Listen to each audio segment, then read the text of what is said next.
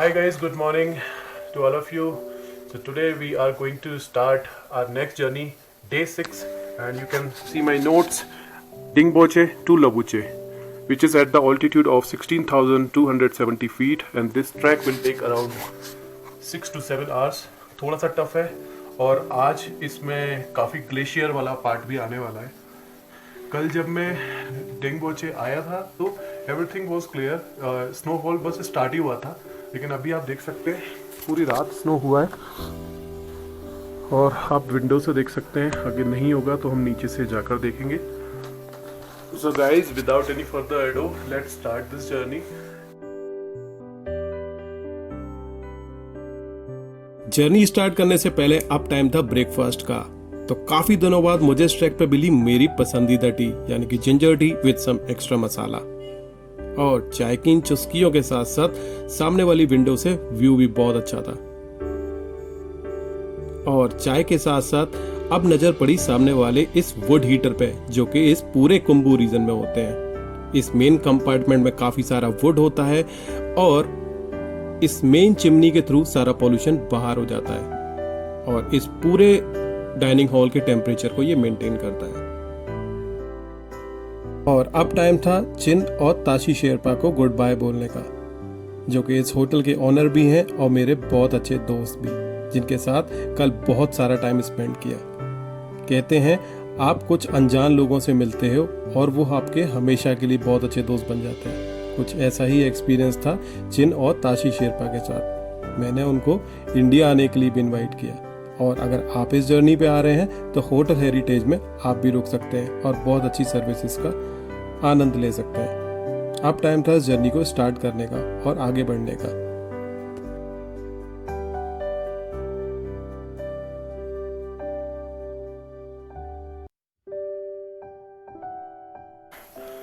एक रास्ता भी नहीं दिख रहा और पूरा ट्रैक स्नो से कवर हो चुका है, और देखते हैं आज के रास्ते पे किस तरीके से आगे पहुंचना है।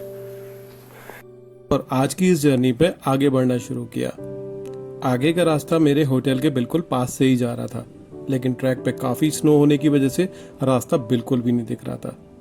और फर्स्ट टाइम इस ट्रैक पे मैं बहुत नर्वस था, क्योंकि टेम्परेचर -10 से भी ज्यादा था और ट्रैक पे काफी तेजी से हवा चल रही थी, और लो ऑक्सीजन की वजह से सांस लेने में भी बहुत प्रॉब्लम हो रही थी। और लग रहा था लाइफ में फर्स्ट टाइम मेरे हार्ट और लंग्स ने इतना तेजी से काम करना शुरू किया है। और ऊपर आते ही एक स्तूपा और कुछ प्रेयर फ्लैग्स देखने को मिले। आगे का रास्ता कंप्लीटली अपहिल ट्रैक था, जहां पर दूर से दिखने वाला एक और स्तूपा था। अब वहां तक पहुंचना था और आगे का रास्ता वहीं से दिखने वाला था। अब ऊपर बने हुए उस स्तूपा तक पहुंचने के बाद आगे के रास्ते को सर्च करना शुरू किया, क्योंकि ट्रैक पे काफी स्नो था। रास्ता तो नहीं दिख रहा था, लेकिन काफी दूरी पर कुछ टूरिस्ट दिख रहे थे, तो डायरेक्शन के बेस पे अब आगे बढ़ना था। और पीछे देखने पर मालूम पड़ा वो है मेरा होटल, जहां से मैंने आना शुरू किया। देख सकते हैं ये कितना अपहिल ट्रैक था, और पूरा डिंगबोचे कंप्लीटली स्नो से कवर था, जो कि बहुत ही अच्छा लग रहा था।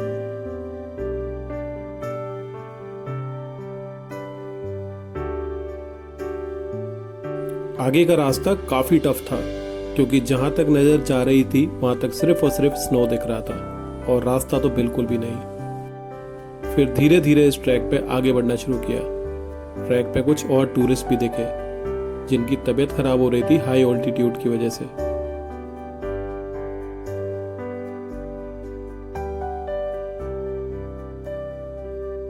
माउंट एवरेस्ट के ट्रैक का वैसे तो हर दिन का एक अलग एक्सपीरियंस है, लेकिन आज का ट्रैक और दिन के ट्रैक से काफी टफ था, क्योंकि जहां तक नजर जा रही थी वहां तक सिर्फ और सिर्फ स्नो था और रास्ता तो बिल्कुल भी नहीं।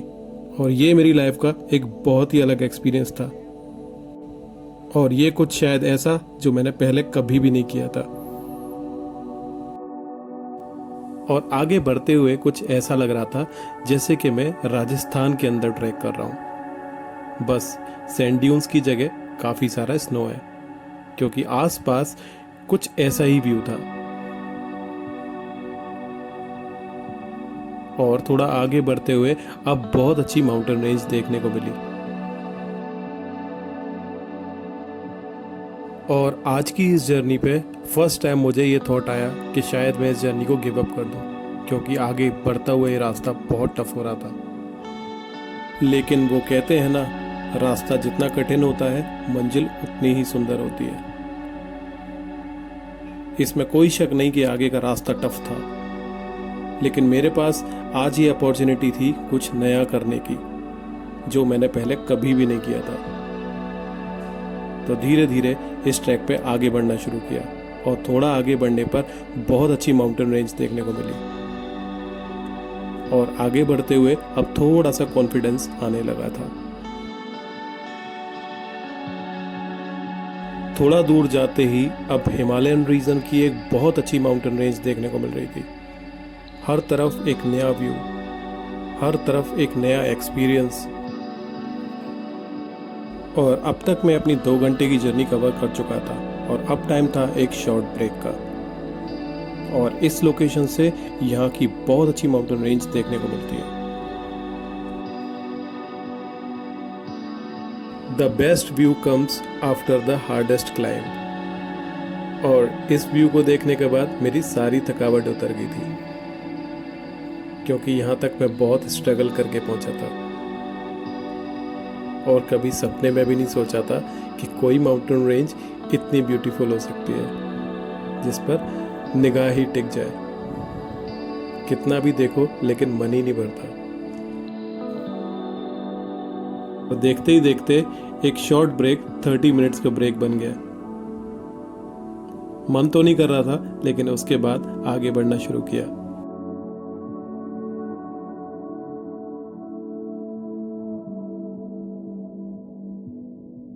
थोड़ा और दूर जाते ही अब आगे का रास्ता बहुत टफ हो चुका था और आगे के इस ट्रैक पे काफ़ी सारा स्नो था और इस लोकेशन पे इंजरी होने के बहुत ज़्यादा चांसेस थे। यहाँ एक भी गलती आपको बहुत बड़ी मुसीबत में डाल सकती है, तो बहुत केयरफुली मैं यहाँ पर आगे बढ़ रहा था।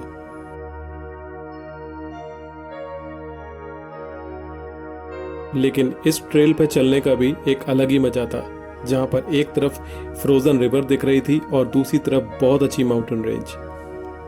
लेकिन उस व्यू को एंजॉय करते हुए बहुत केयरफुली धीरे धीरे आगे बढ़ रहे थे।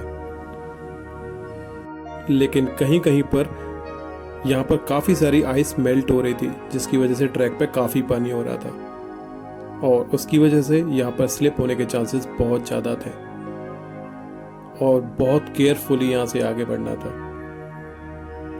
यहाँ पर एक भी मिस्टेक अलाउ नहीं है।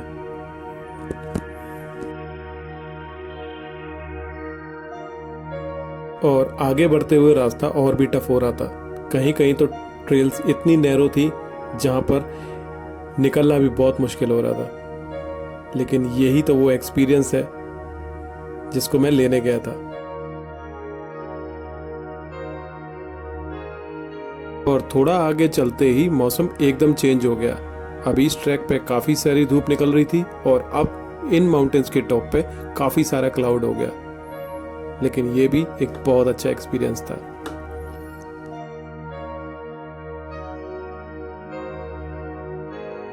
ट्रैक पे काफ़ी स्नो होने की वजह से आगे का रास्ता नहीं दिख रहा था, लेकिन दूर से कुछ टूरिस्ट दिख रहे थे और अब उस डायरेक्शन में आगे बढ़ना शुरू किया। शॉट क्लिक करने वालों में I will show you the mountain range जो मैं यहाँ से देख सकता हूँ। तो जस्ट फॉलो मी।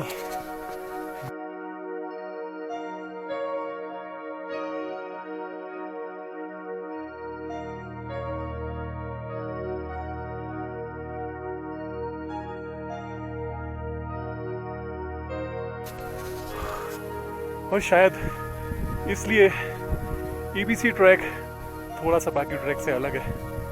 और ये तरफ आप देखो, हर तरफ एक नया व्यू है, हर तरफ एक स्पेशल व्यू है और हर व्यू आपको बहुत अलग, बहुत खास लगता है। मुझे समझ नहीं आ रहा कि मैं एक्सप्लेन कैसे करूं, बट आई थिंक इससे अच्छा ट्रैक मैंने अभी तक तो नहीं देखा। आज के रूट का बिल्कुल आइडिया नहीं हो रहा। आप मौसम देख सकते हैं कि कुछ भी नहीं दिख रहा। ये 15 मिनट के अंदर मौसम बिल्कुल चेंज हो चुका है और सिवाय आज के रूट पे ये फुटप्रिंट के अलावा कुछ भी नहीं है। तो अगर ये फुटप्रिंट वाला रास्ता मुझे नहीं दिखा तो हो सकता है मैं थोड़ा सा पजल हो जाऊं, लेकिन फिर भी ज़्यादा देर का मैं ब्रेक नहीं लूँगा और उसको अवॉइड करते हुए मौसम और बिगड़े उससे पहले मैं जल्दी से आगे की तरफ बढ़ता हूँ, सो मैं लबूचे पहुँच जाऊँ टाइम से। आज मुझे थोड़ा टाइम से पहुँचना भी है क्योंकि कल मुझे बेस कैंप जाना है और मैं बहुत एक्साइटेड भी हूँ उसके लिए। सो गाइस स्टे कनेक्टेड, आगे के अपडेट्स आगे मिलेंगे। और थोड़ा आगे जाते ही अब मैं पहुंचने वाला था थुकला, आज की जर्नी का एक छोटा सा विलेज जहां पर लंच या टी कॉफ़ी ब्रेक लिया जा सकता है। लेकिन वहां पहुंचना आसान नहीं था क्योंकि वहां पहुंचने के लिए इस पूरी रिवर को क्रॉस करना था और शायद आज की इस जर्नी का सबसे टफ पार्ट, जहां आगे बढ़ते हुए रास्ता बहुत ही टफ था। यहाँ पर एक छोटी सी गलती बहुत बड़ी प्रॉब्लम दे सकती है, तो बहुत धीरे धीरे आगे बढ़ना था और इस पूरी रिवर को क्रॉस करने के बाद आगे वाली हिल तक जाना था।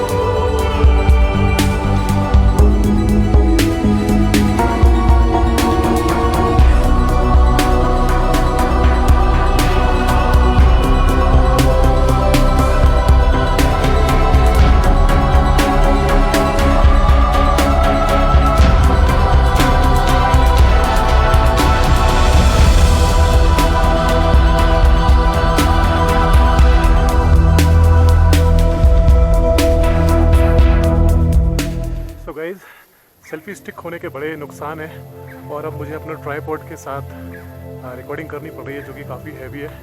एनीवेज, तो आज की जर्नी में मैं अपने ऑलमोस्ट मिड पॉइंट पे या मिड पॉइंट से थोड़ा आगे की तरफ आ चुका हूँ और मैं पहुँच चुका हूँ थुकला, जो कि है 4620 मीटर ऑल्टीट्यूड पे। और मैंने अपना जब ये अभी स्टार्ट किया था ट्रैक, उस लास्ट अपडेट मैंने वहाँ से दिया था। तो वहाँ से स्लो ट्रैक करते हुए एक फ्रोज़न रिवर को क्रॉस करते हुए और इस रास्ते से मैं ऊपर आया यहाँ पर।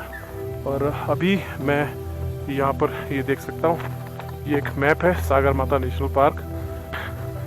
You are here. सो मैं हूँ थुकला। थुकला से मुझे ये पूरा ट्रैक फॉलो करना है, देन लबूचे, लबूचे से गोरखशेप, गोरखशेप से काला पत्थर एंड बेस कैंप। सो ये है मेरी आगे की journey. So guys stay connected, आगे के अपडेट्स मैं देता रहूँगा। थुकला पे 30 मिनट का लंच ब्रेक लेने के बाद अब इस जर्नी पे आगे बढ़ना शुरू किया और वहाँ से कम्प्लीटली अपहिल ट्रैक था। और आज की जर्नी का ये 1 से 2 घंटे का बहुत ही टफ ट्रैक, जहाँ पर उस सामने वाली हिल के बिल्कुल टॉप तक जाना था।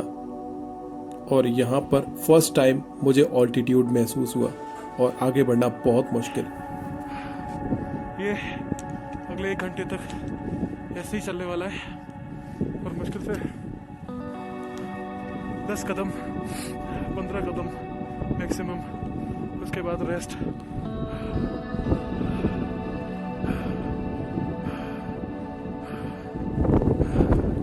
कहते हैं हर जर्नी इतनी आसान नहीं होती और हर चीज़ अगर इतनी आसानी से मिल जाए तो उसकी वैल्यू भी नहीं होती। और आपका ये पैशन ही आपको इन प्रॉब्लम्स पे ओवरकम करता है।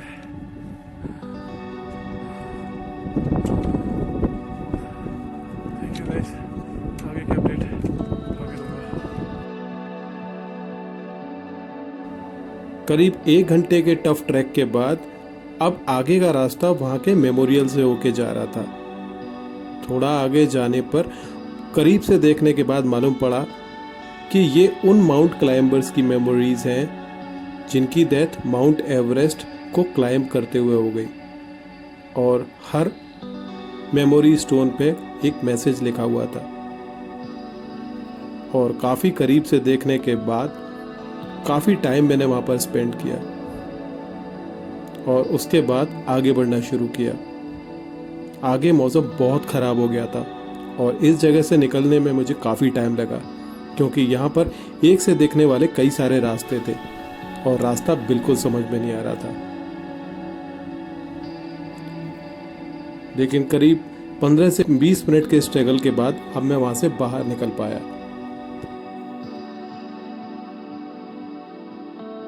थोड़ा और दूर जाते ही अब ट्रैक और भी टफ हो चुका था। वैसे तो यहाँ से लबूचे का रास्ता सिर्फ और सिर्फ आधा से पौन घंटे का ही था, लेकिन ट्रैक पे काफ़ी स्नो होने की वजह से चलना बहुत मुश्किल हो रहा था। और यहाँ से इस पूरी फ्रोज़न रिवर को देखा जा सकता है, क्योंकि अब इस फ्रोज़न रिवर को क्रॉस करके सामने वाली हिल पर जाना था और वहाँ से अब लबूचे वाली ट्रेल स्टार्ट होती। और ये रास्ता बहुत ही टफ था, क्योंकि यहाँ पर एक तरफ स्नोफॉल भी स्टार्ट हो गया था और बहुत तेज़ी से हवा चल रही थी और टेम्परेचर -10 से भी ज़्यादा था। और आगे बढ़ते हुए मेरे माइंड में कुछ क्वेश्चंस आ रहे थे कि अगर -10 से ज़्यादा टेम्परेचर है और 40 की स्पीड से हवा चलेगी तो उसका इम्पैक्ट कितना होगा, क्योंकि सांस लेने में बहुत प्रॉब्लम हो रही थी। लेकिन इस ट्रेल पे चलने का मज़ा भी बहुत आ रहा था, क्योंकि ऐसे किसी थ्रिलिंग एक्सपीरियंस के लिए तो मैं हमेशा तैयार हूँ।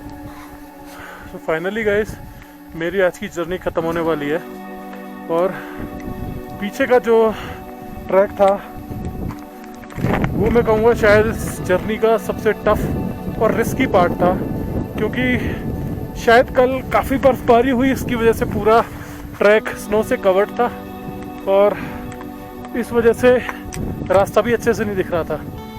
कहीं कहीं तो फुटप्रिंट जिनको मैं फॉलो कर रहा था, स्नोफॉल की वजह से वो भी हाइड हो गए थे। और लबूचे पहुंचते ही मैं पहुंचा होटल मदर अर्थ, जो कि चिन और ताशी शेरपा के ब्रदर का ही था। होटल सर्च करने में ज़्यादा मशक्क़त नहीं करनी पड़ी और मैं डायरेक्टली यहीं पर आ गया और काफ़ी कम बजट में मुझे यहाँ पर डीलक्स रूम मिल गया। अपने रूम में तो मैं पहुँच गया और रूम बहुत कोजी भी था, लेकिन कहते हैं कि रात का टेम्परेचर -20 से भी ज़्यादा था और अब ऑल्टीट्यूड पे ऑक्सीजन का लेवल भी कम होने की वजह से काफ़ी प्रॉब्लम हो रही थी और वो प्रेशर फील हो रहा था। लेकिन अब इंतज़ार ख़त्म भी हो रहा था, क्योंकि कल मैं यहाँ से बेस कैंप के लिए जाने वाला था। और इसी के साथ डे 6 की जर्नी कंप्लीट हो गई। आगे की जर्नी कल सुबह स्टार्ट करेंगे। तब तक के लिए good bye and take care.